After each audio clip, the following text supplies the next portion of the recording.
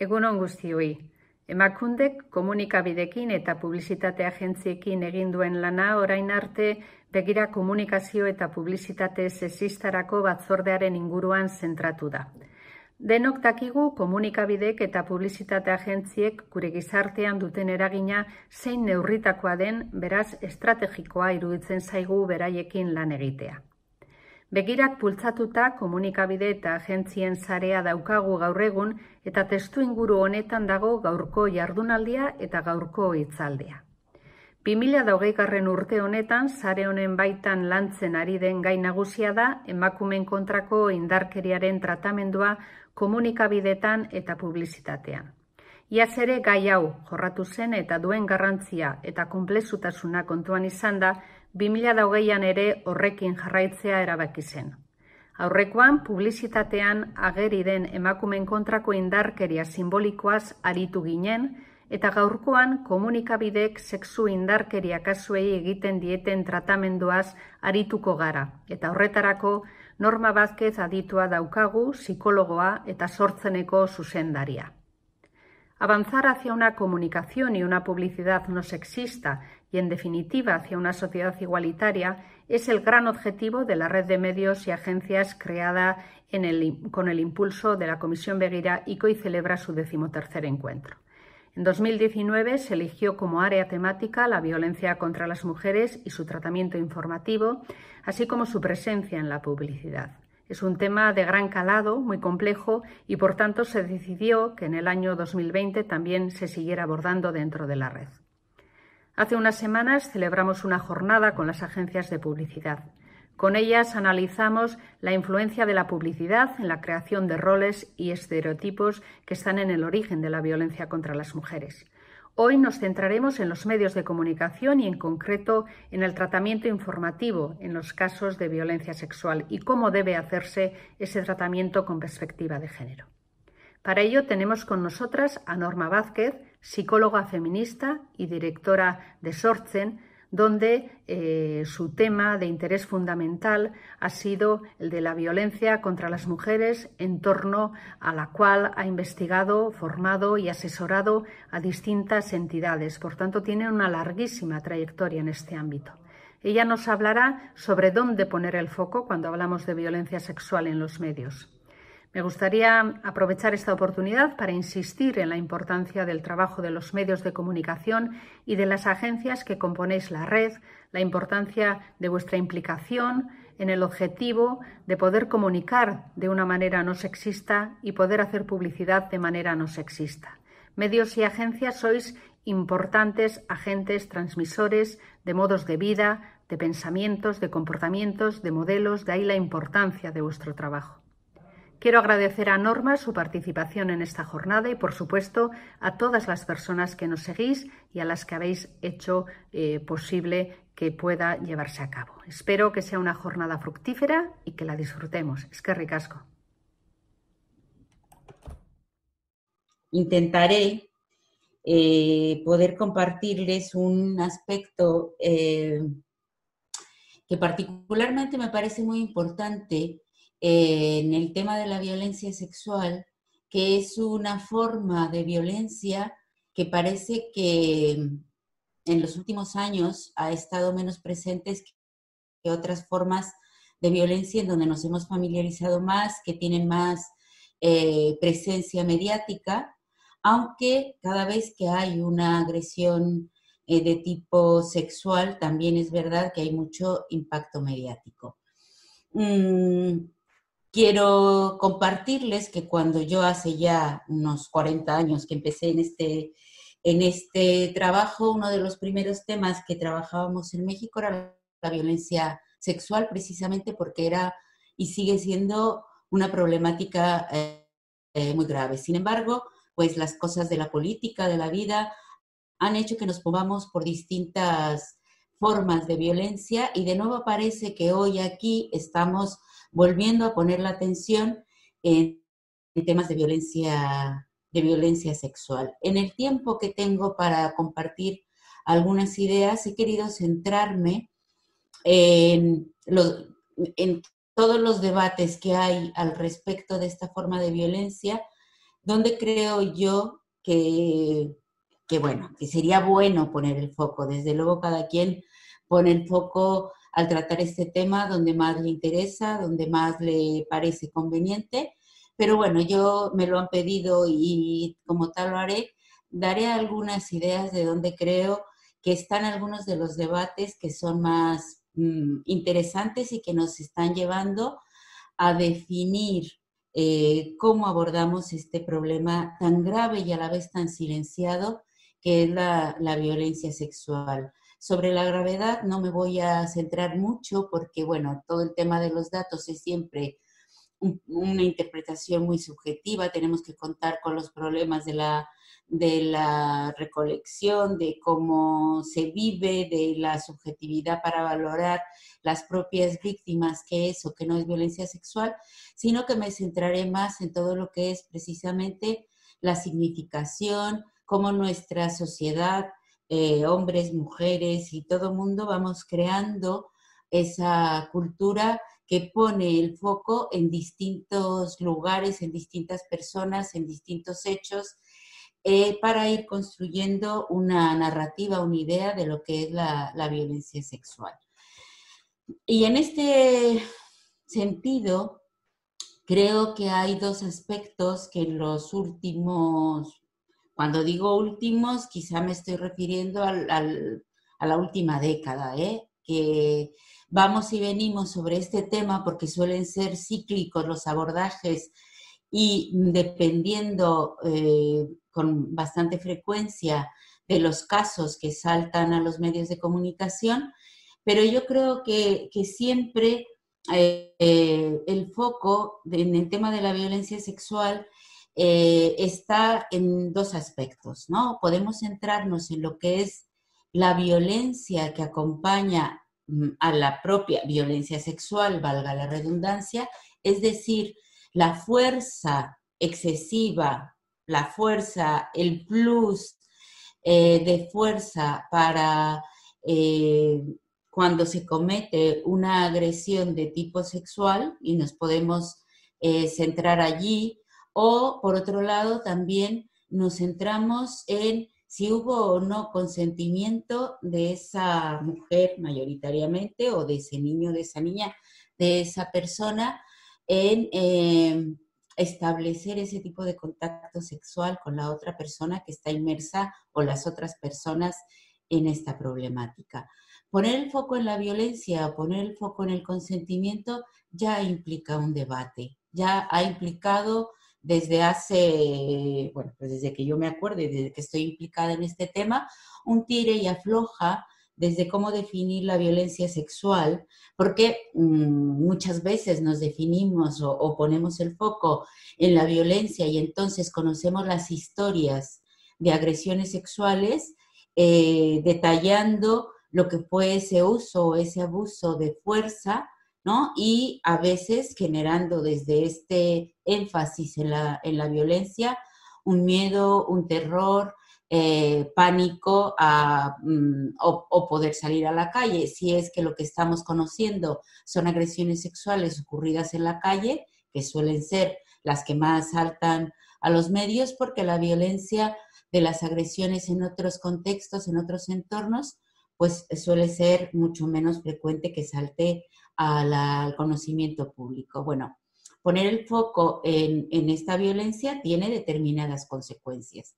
Por otro lado, sobre todo el movimiento feminista, desde que salta también a plantear sus opiniones en los medios diversos de comunicación u otros medios que tiene a su alcance, ha puesto el énfasis en el tema del consentimiento, que también ha ido variando, ¿no? En este discurso, como yo les iré señalando a lo largo de mi exposición.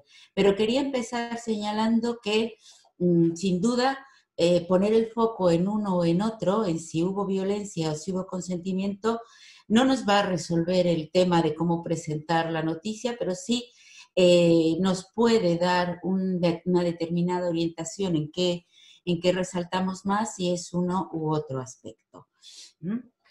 Por ejemplo, Me voy a referir a lo que sería el tema del consentimiento, porque en la transparencia anterior yo señalaba, ¿no?, que esto ha sido un tema que se opone muchas veces a la violencia, porque puede no haber consentimiento y tampoco haber violencia, ¿no? Y bueno, aquí nos hemos debatido, creo que seguimos debatiendo en qué es esto del consentimiento.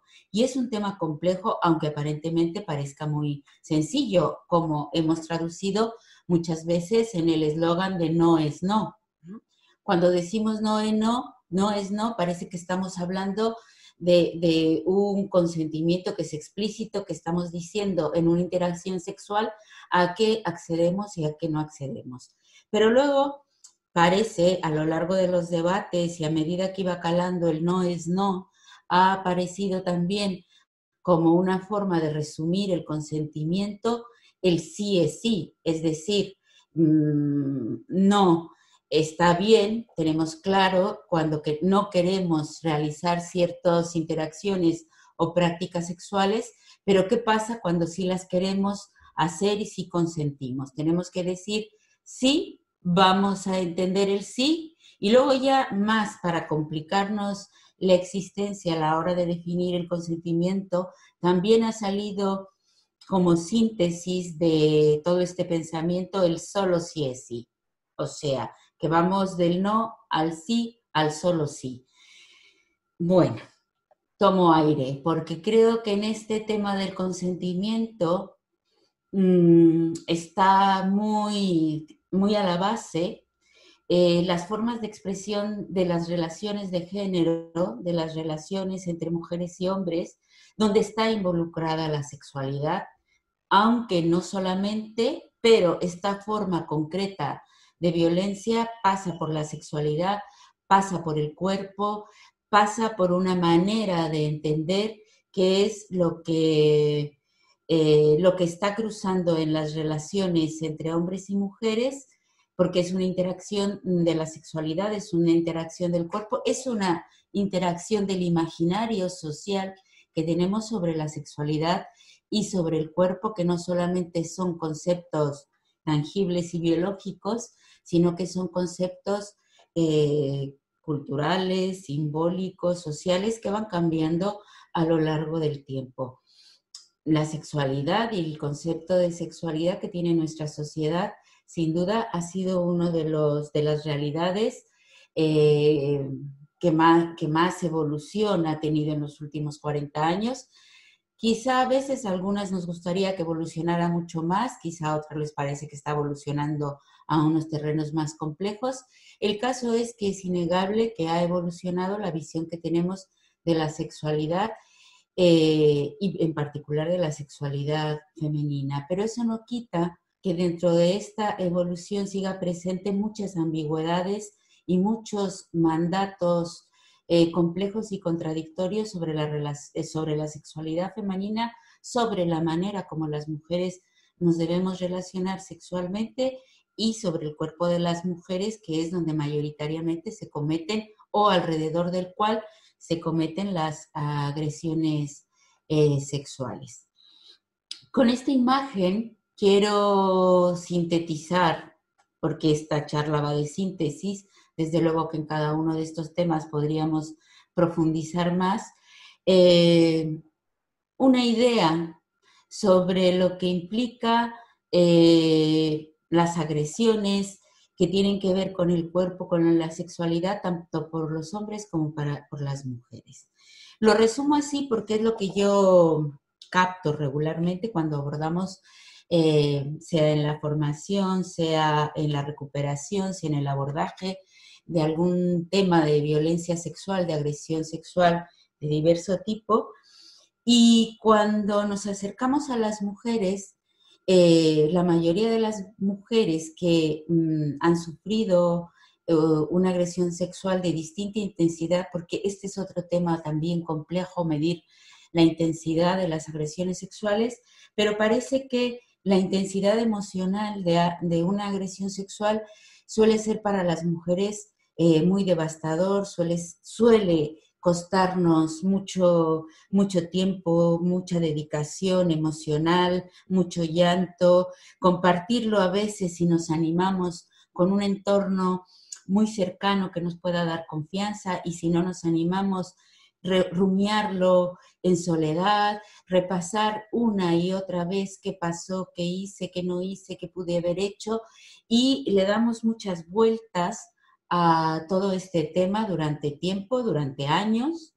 Y bueno, aquí vienen las múltiples experiencias de quienes han sufrido algún tipo de agresión sexual, que puede ir de menos a más, pero que en ningún caso sea exente de este rumiar, de este darle vueltas, de este no puedo dormir, de este lo comparto, no sé qué hacer, denuncio, no denuncio, lo digo, lo expreso. Y esto es bastante frecuente en las mujeres, precisamente porque hemos puesto en ellas el foco de, además de sufrir la agresión sexual, tener que resolver desde cómo abordarla, cómo decirla, cómo expresarla, a quién compartirla, y ahí estamos dándole muchas vueltas. Muchas sabemos que no las comparten, no las compartimos, incluso aunque hayan pasado años, incluso aunque hayan estado involucradas muchas personas, haya sido pública, no las compartimos y nos quedamos con ellas, y nos quedamos con ellas a lo largo de toda nuestra vida. El movimiento feminista ha puesto precisamente también ahí atención, ha animado a las mujeres a compartirlo, no solo para hacer visible el problema, sino también para ayudar a lo que podría ser la elaboración, la digestión de esta problemática, digamos, y poder elaborarla, y poder que nuestro entorno y que la sociedad en su conjunto pueda elaborar esta agresión junto con las víctimas. Sin embargo, a pesar de que hemos puesto énfasis en que esto se debe compartir, se debe elaborar, no es tan fácil por todo lo que está asociado nuevamente hacia las mujeres y cómo viven esta situación. Luego volveré un poco más sobre esto. Por otro lado, quienes cometen las agresiones regularmente o mayoritariamente hombres, lo viven de otra manera, lo viven de manera distinta. Una última situación que yo conocí, recuerdo que mientras la chica que había vivido una situación de acoso sexual le daba vueltas, y en torno a esto que yo decía, lloraba, no sabía cómo explicárselo, el chico lo había olvidado, no sabía de qué se estaba hablando cuando hablábamos de que había estado involucrada en una situación de acoso. Lo había olvidado, no había tenido la misma importancia, no recordaba, desde luego para él no había tenido la misma significación. Por supuesto que cuando exponemos, generalizamos. No digo que sea así para todos ni de la misma manera, pero sí digo que la vivencia entre quien sufre la violencia sexual y quien la ejerce es diametralmente opuesta. Y eso también importa a la hora de lo que guía mi ponencia en esta ocasión, es donde ponemos el foco. Ponemos el foco en las consecuencias que ha tenido para la víctima. Sin duda, si ponemos el foco allí, tenemos que tener mucho cuidado en qué queremos resaltar, ¿no? El impacto, la destrucción emocional, todo lo que ha supuesto para la víctima, sus formas de resistencia, sus formas de recuperación, cómo lo está llevando, quién la ayuda, también es otra énfasis en donde podemos poner el foco. Ponemos el foco en lo que significa para él, para quien o quienes han cometido esa agresión, ese acoso sexual. A mí ya me gustaría conocer más lo que pasa en este foco, porque por lo regular se pone mucho menos el foco, entre otras cosas, porque una reacción regularmente de esta parte es yo no fui, yo no lo hice, yo no tenía intención, ¿no? Y ahí empezamos a conocer menos qué es lo que pasa por la cabeza, cómo lo comparte él, si lo comparte, no lo comparte. Sabemos de algunos que cuando lo comparten es como una sensación de, mira lo que hice, ¿no? Como una juerga, como algo que no tiene la misma significación, desde luego, y eso también va generando una cultura, una forma de quienes mayoritariamente cometen estas agresiones, pues que yo creo que es hora también de poner el foco allí y de ver qué está pasando por la cabeza, por los corazones y por las comunicaciones de quienes cometen esto, y qué realce, qué importancia le damos cuando abordamos la violencia sexual. En uno de los últimos casos que yo tuve oportunidad de conocer sobre una situación de acoso sexual, me llamaba la atención cómo las distintas personas involucradas ponían el foco, ¿no? Una persona que estaba ajena, pero que tenía que resolver, tenía que interactuar con esta situación, comentaba: ¿realmente es una agresión sexual? ¿O es una incapacidad de ella para ser asertiva? ¿O es que él es muy torpe para ligar? Eso es algo con lo que creo que vamos a encontrarnos constantemente, porque en este tema de la violencia sexual y en general de la violencia contra las mujeres, pero de la violencia sexual, uno de los primeros focos que se pone es en el cuestionamiento de: ¿esto es real? ¿Realmente estamos hablando de una agresión sexual o es que es un problema de ella? En este caso se centraba este problema en que, bueno, ella no es asertiva para decir no es no, ¿no? Y como nos han dicho que si no quiere, se puede decir claramente no es no, pues entonces lo que está fallando es que esta chica o estas mujeres son incapaces de decir claramente no es no, ¿no? O a veces, ¿no?, también se decía, bueno, es que es muy torpe seguramente este chico para ligar y ya ha desarrollado una forma de acercamiento que no era del todo adecuado, con lo cual ya ahí también se nos mueve el foco de la adecuación, de la forma, más que de lo que pudo suponer para la persona que estaba recibiendo y que estaba viviendo esto como agresión. Como ya decía antes, si ponemos el foco en ella, veremos muchas veces que está dándole vueltas, que está rumiando, que lo va a contar una y otra vez, antes incluso de tenerlo claro, que puede ser en algunos casos, en algunas ocasiones, un proceso de reparación, pero que también puede ser un proceso de revictimización. Esto lo abordamos en la jornada pasada y no me detendré mucho más.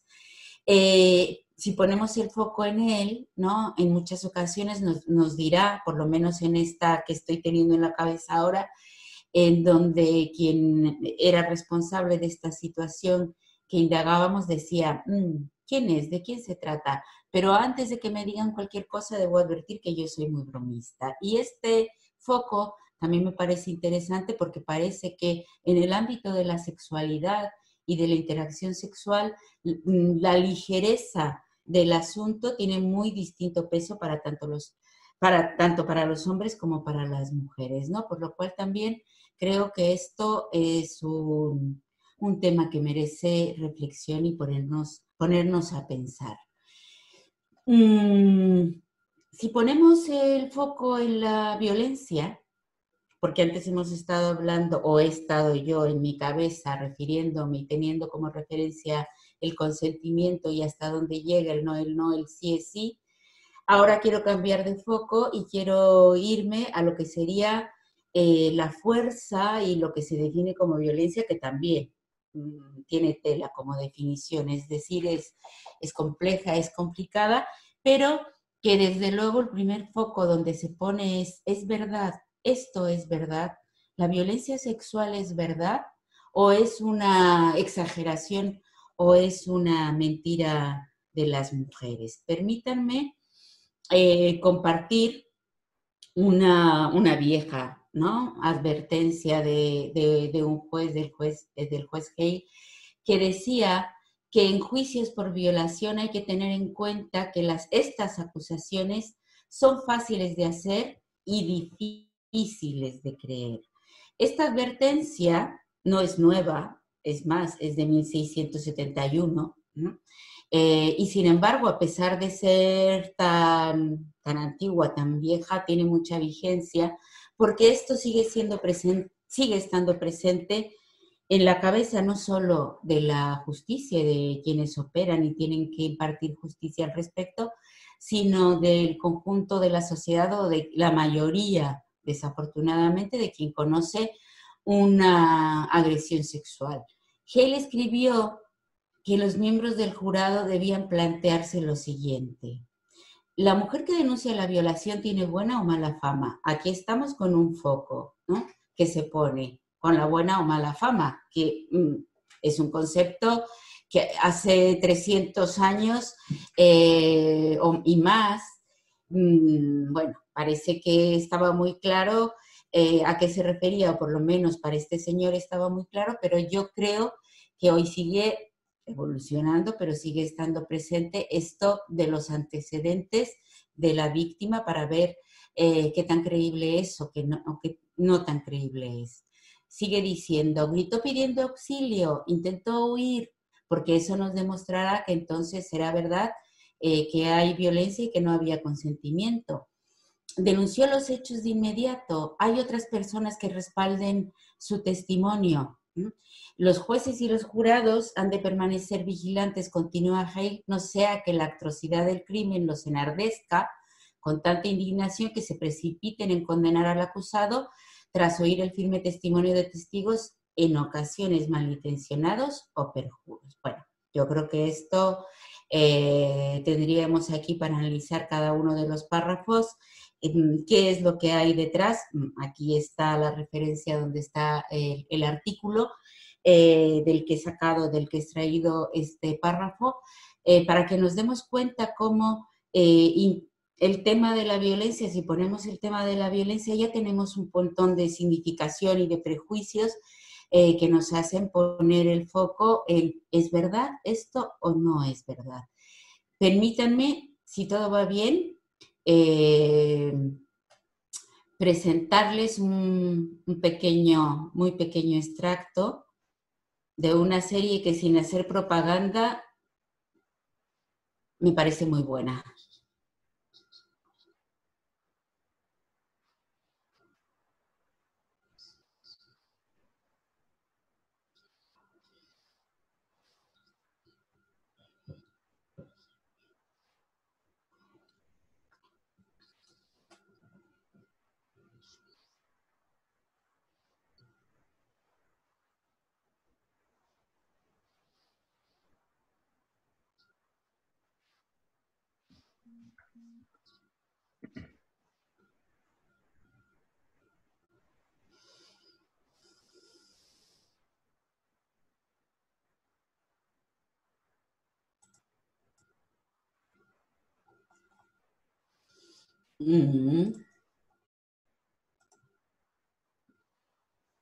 Vale.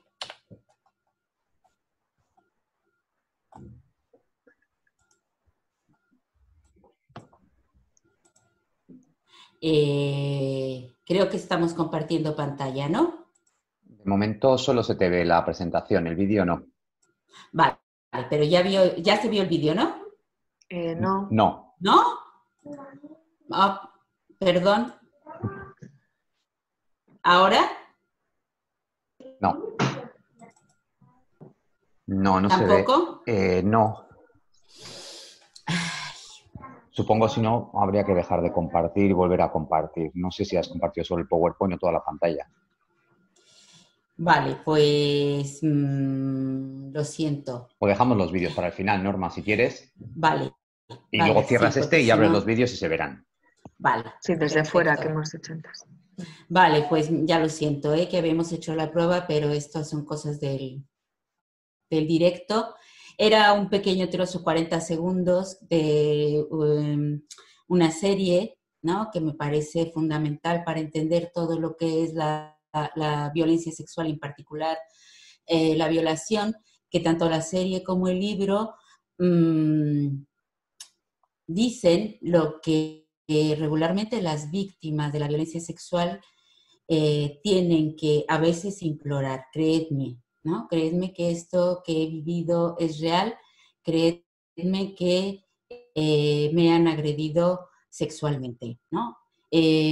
Bueno, sobre la violencia sexual, actualmente digamos que estamos conociendo 3 de sus manifestaciones, o son 3 de sus formas más frecuentes que conocemos, que serían las agresiones, los abusos y el acoso sexual. Son las que regularmente más llegan a los medios, más se publicitan, más se convierten en casos mediáticos, y quería compartirles algunos, buscando algunos titulares de algunos casos, de algunos hechos que me llamaban la atención, porque estaba tratando, cuando preparaba esta ponencia, de ver si había habido una evolución de la manera en cómo los medios abordaban distintos casos de violencia sexual.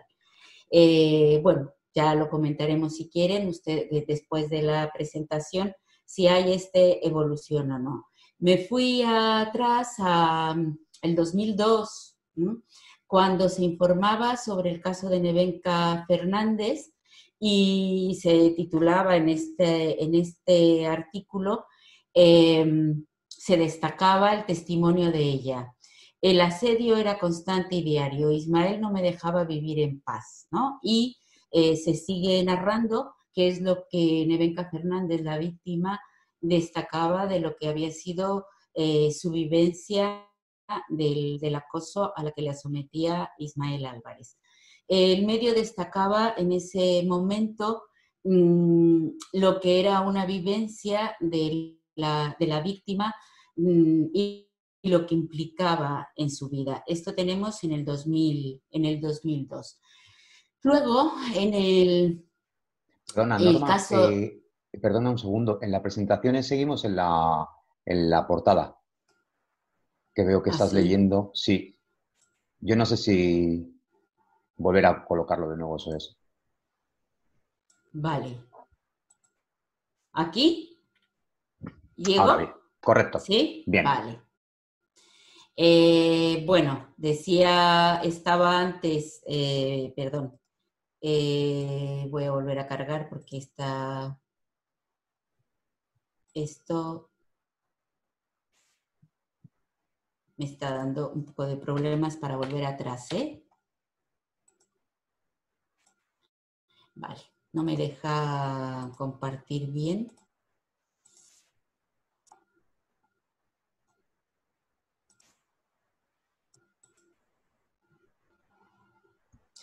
Diego, ¿ahora estamos viendo? Sí, estamos viendo. Hablaba de Nevenka Fernández y de cómo se abordaba en 2002, y luego veníamos hasta una reciente noticia del País en donde se titulaba "Ya no puedo más", cuando hacía referencia al testimonio de una víctima, la víctima de Iveco, que terminó suicidándose, ¿no? Y que nos contaba. En ambos casos, lo que se destaca en el medio tiene que ver con ella y con el impacto que el caso de agresión ha generado sobre estas víctimas, y nos relatan su historia.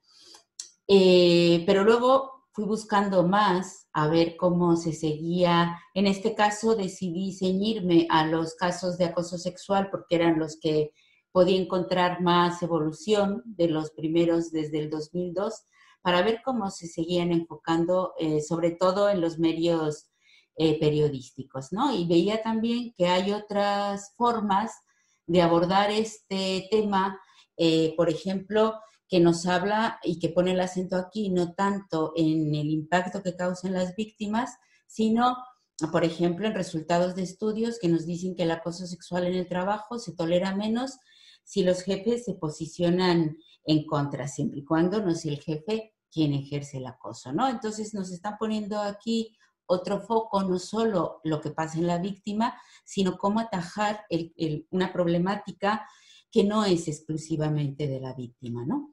Entonces, bueno, tampoco quería hacerles todo un estudio que nos diera la evolución, sino simplemente mostrar que algo que parece que se ha mantenido a lo largo del tiempo y de los años es poner el centro en las consecuencias que tiene para la víctima un caso de acoso sexual. Me parece que eso eso tiene un impacto, desde luego, y esa es una manera de llegar porque hace real, pone nombre, pone apellido, pone circunstancia y pone una historia que muchas veces es lo que atrae la atención y a la gente lo que nos interesa saber qué es lo que pasa, ¿no? Y que me parece importante cuando destacamos y decidimos poner el foco en el tema de la víctima y las consecuencias que tiene ello, pues creo que tenemos por ahí una línea de trabajar y que debemos también ser conscientes de cuáles son las consecuencias que esto tiene. Pero por otro lado, cuando hablamos desde otro punto de vista, desde las investigaciones, desde lo que es el entorno, también tiene otras consecuencias importantes que me parece que hay que darles vuelta y que hay que analizar el impacto que esto tiene. Yo no soy periodista, no les voy a decir evidentemente cómo o cuál es mejor o qué consecuencias tiene cada una, pero sí me parece que cada manera de enfocar cómo damos las noticias y dónde ponemos el foco genera distintas consecuencias en quien lee, en quien se entera de esta noticia. Y desde luego cuando yo trabajo, por ejemplo, el tema del acoso sexual en la formación o en la reflexión, me gusta también me parece importante el impacto que tiene este tipo de noticias que no solo nos habla de las víctimas, sino también de cómo atajar el problema del acoso sexual y de la violencia sexual en general, ¿no? Yo creo que hay que tomar en cuenta cuando abordamos otra forma de violencia sexual, como puede ser la violación, la agresión sexual, que esta forma está teñida, porque siempre hemos puesto el foco en las mujeres y en la responsabilidad de ella, está teñida de miedo, de culpa, de vergüenza, y esto constituye una cultura con la cual nos enfrentamos al tema de las agresiones sexuales, ¿no? Y me parece importante señalarlo, y por eso lo señalo, que veamos que en torno a esta cultura, los medios, la sociedad en general tiene mucho que aportar. Y desde luego, descomponer estas partes que construyen la cultura de la violación, creo que ni con mucho es responsabilidad de las víctimas, ¿eh? Es responsabilidad de toda la sociedad, de los medios de manera muy importante para analizar y para desestructurar estos engranajes que conforman la cultura de la violación y ubicarlos ellos y abordarlos ellos, cómo se han construido, cómo llegamos a construir esta cultura que paraliza a las víctimas, que les impide denunciar, incluso que les impide reconocer lo que es la violencia que han vivido.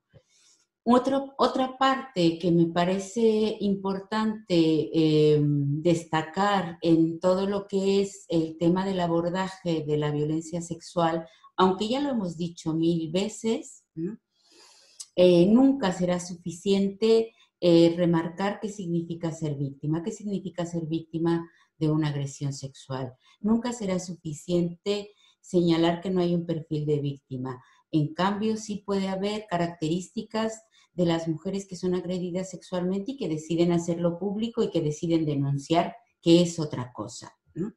También me parece muy importante insistir que no hay una única respuesta posible ante una agresión sexual, que todas las respuestas son posibles, desde la parálisis hasta defenderse activamente de esa agresión, e insistir que todas son válidas y pueden cambiar con el tiempo.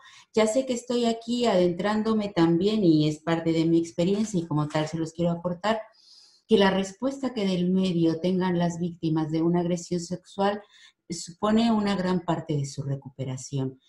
Muchas víctimas, por lo menos con las que yo he trabajado, nos cuentan cómo a veces tiene un impacto mucho mayor en su proceso de recuperación, no la agresión en sí misma, sino la respuesta que tuvieron de su entorno más cercano, de cómo se contó, de cómo se juzgó su respuesta, no la agresión. Y desde luego, yo por lo menos nunca me cansaré de insistir ante los medios de que la manera de narrar, la manera de contar estas historias tiene un impacto muy importante en las víctimas. Aunque cuando yo hablo de esto que les voy a contar ahora, estoy pensando en cómo intervenir, no me planteo solamente cómo hacer una intervención individual y una intervención terapéutica, sino me planteo cómo la sociedad interviene ante lo que puede ser la violencia sexual. Si creemos, por un lado, que una violación, por ejemplo, es lo peor que le pasa a una mujer, o si creemos que la violencia sexual necesita de justicia, verdad y reparación. Son dos focos distintos, ¿eh? Desde luego, mi posición es creer que la violencia sexual necesita de justicia, verdad y reparación, y que hay que discutir mucho socialmente, no necesariamente individualmente, esta idea de que la violación es lo peor que le pasa a una mujer. Porque si tenemos esta idea en la cabeza, desde luego, no permitimos la recuperación de esas mujeres, de esas víctimas, y también ponemos un foco interesado, no interesante, pero sí interesado en qué es lo que pasa con quien ejerce la violencia sexual y qué poder le damos para destruir la vida de una mujer. Y no estoy diciendo, desde luego, que depende en qué circunstancia y cómo sea la agresión, no vaya a afectar la vida de esa persona que lo ha sufrido, ¿eh? No quiero en ningún momento minimizar las consecuencias. Por eso decía que no me estoy refiriendo aquí a cómo intervenir desde lo individual, sino como sociedad, donde estamos poniendo el foco para ver cómo construimos un entorno favorable a la recuperación, a la verdad y a la justicia de las víctimas de violencia sexual. Y en esta reparación, también es una idea que me parece que así como ahora cuando se dan noticias de violencia de género aparece el 016, tendríamos que hacer alguna idea parecida que nos diga y nos insista siempre y no nos cansemos de insistir que una agresión nunca es responsabilidad de quien la sufre, sino de quien la comete. Que no hay víctimas culpables, no hay víctimas que están provocando, no. Una víctima nunca es culpable de la agresión que esté sufriendo. Hay que poner el foco en quien la está cometiendo. Quería terminar mi intervención, no sé si voy a poder porque es un vídeo y andamos con problemas con los vídeos, pero bueno, se los cuento, aunque luego lo podamos ver, porque todo el mundo hemos sido y hemos escuchado la performance del violador eres tú, ¿no? Había elegido una de las muchas, sobre todo una que tenía mayor calidad para poder verlo, y quería invitarles a que viéramos la performance, porque esta que yo he elegido por lo menos me parecía tan significativa de dónde poner el foco, precisamente porque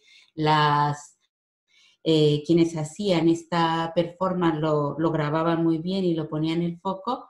Voy a hacer un intento, Diego. Tú me dices si tengo éxito o no tengo éxito. Perfecto. En poner esto. Ahora no vemos nada de momento. Nada.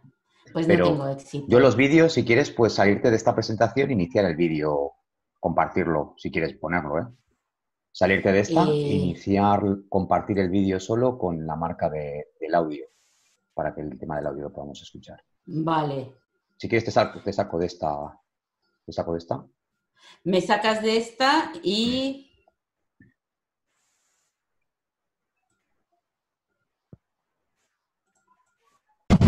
Oye, nos juzga por nacer.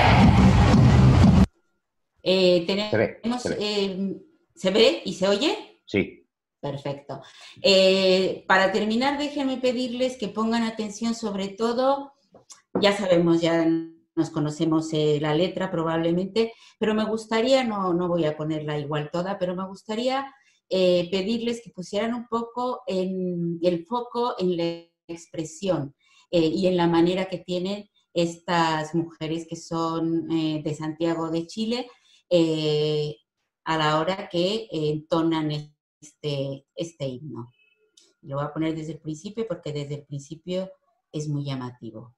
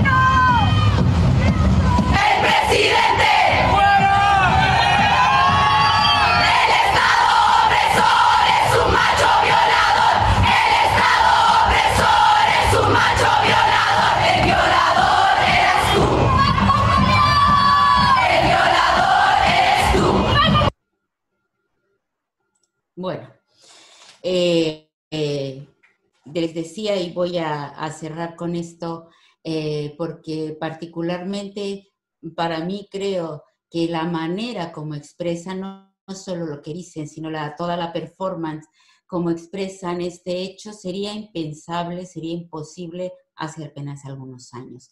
El hecho de que millones a estas alturas, me atrevo a decir, o por lo menos cientos de miles de mujeres en todo el mundo se vieran identificadas con esta declaración de principios de quién es el responsable de la violación, me parece que nos muestra cómo hemos avanzado, cómo hemos evolucionado, en dónde poner el foco en la violencia sexual. Recientemente me comentaban que, bueno, esta performance ha generado en algunos países latinoamericanos, por ejemplo, mucho más que en otros, unas reacciones terriblemente, o sea, ha desatado las furias, los debates más encendidos, pero precisamente porque pone el foco donde yo creo que está el foco de este tema de la violencia sexual, en quién la ejerce. Y el hecho de que hoy, en 2019, que fue cuando se conoce esta performance, se pueda decir el violador eres tú, ¿no? Y la culpa no era mía, es un avance social enorme. Por lo menos yo lo veo así en todos estos años que he trabajado en este tema, y que es donde podríamos poner el foco, donde deberíamos poner el foco para generar una nueva manera de abordar la violencia sexual desde los medios, desde la sociedad y evidentemente entender también lo que significaba que todas las chicas, todas las mujeres que hemos participado en algún lugar en este performance lleven las faldas cortas, los vestidos, los escotes y los ojos vendados. La interpretación de esta performance, bueno, creo que nos sintetiza, o a mí sintetiza un poco todo lo que he dicho, y se las dejo para compartirles y para que podamos compartir qué significa también para cada una de ustedes, para cada uno de ustedes, esto que de manera tan genial nos sintetizaron las tesis y que resumen más de 40 años de lucha feminista en torno a la violencia sexual. Muchas gracias y quedo a su disposición para preguntas, debates y poner el foco en donde ustedes quieran.